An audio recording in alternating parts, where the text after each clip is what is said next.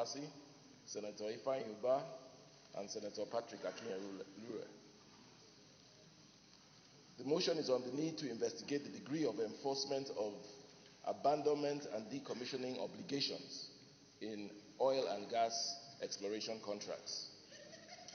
The Senate notes that abandonment and decommissioning costs are the costs associated with the physical removal and disposal of obsolete oil installations at the end of their operational life and the restoration of the environment to the state in which it was before exploitation. The Senate further notes that the United Nations Convention on the Law of the Seas, Geneva Convention Articles, the Oslo and Paris Convention for the Protection of Marine Environment, the 1967 Territorial Waters Act, and the 1969 Petroleum Act all have provisions for the mandatory abandonment and decommissioning for oil companies. The Senate further notes, or the Senate is further aware that budgetary provisions are approved for oil companies in their yearly budgets as contained in the JV and PSC clauses for abandonment and decommissioning. But such budgetary allocations are scarcely utilized by oil companies operating in Nigeria for these purposes. The Senate is further aware that provisions for decommissioning and restoration are recognized, even if the decommissioning is expected to be performed much later. The Senate is concerned that most of the oil companies operating in Nigeria fail to restore exploited sites after the expiration of their leases, as witnessed in the Niger Delta. We are further concerned that at the point of transfer of interest from one oil company to another, there is lack of clarity in many instances with regards to financial liability for abandonment and decommissioning, thereby causing untold hardships to host communities. Accordingly, the Senate resolves to, and this is the only prayer, mandate the Committee on Petroleum Resources Upstream to conduct a comprehensive review of the relevant laws, production sharing contracts, joint venture contracts, and arrangements governing abandonment and decommissioning and remediation, and investigate the degree of compliance with these laws by oil companies operating in Nigeria. Mr. President, I so move. Very distinguished Senator. My name is Senator Stella Adeze Odua, and I represent Anambra North. Mr. President, I want to commend the mover of this motion. It's a very, very critical motion. Mr. President, let me start by saying that the issue we have on decommissioning and not properly cleaning up after decommissioning is quite extensive. The global best practice says that once a decommissioning takes place, there must be a thorough cleanup.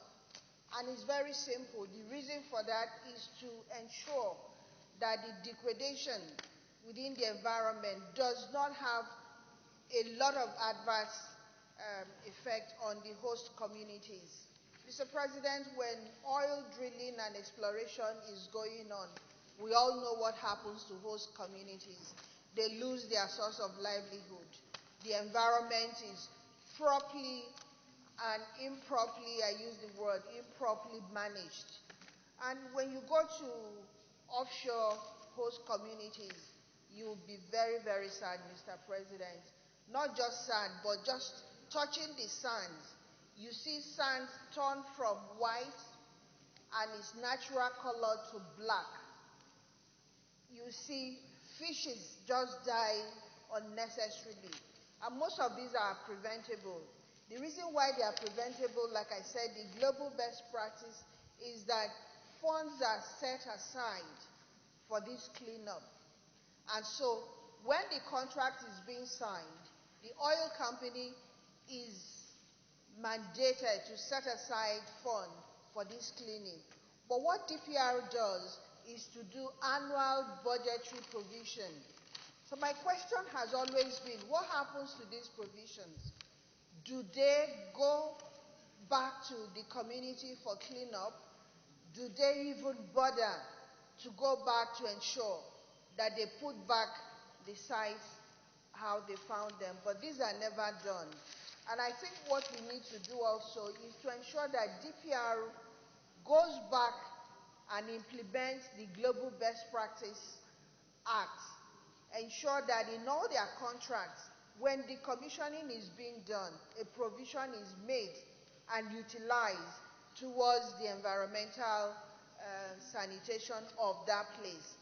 And so when they move from site A to site B, they clean up the site and the environment is restored. I think that is essentially what this bill is all about, and I think it's very, very crucial. We need to do that. It's no longer an environment that belongs to the oil company. We have to be in tandem with the global best practice. It's oil company.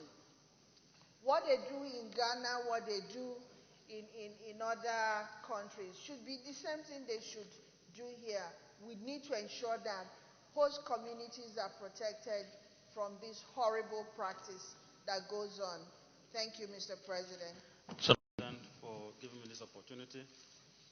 Let me begin by thanking the mover of this motion for this all-important motion in our collective desire to restore sanity in the oil industry. Mr. President, this is all about distorting an ecosystem. And of course, you know that an ecosystem is a unit of environment where plants and animals live in a dynamic entity. So when you carry out an operation in a place where people were living, in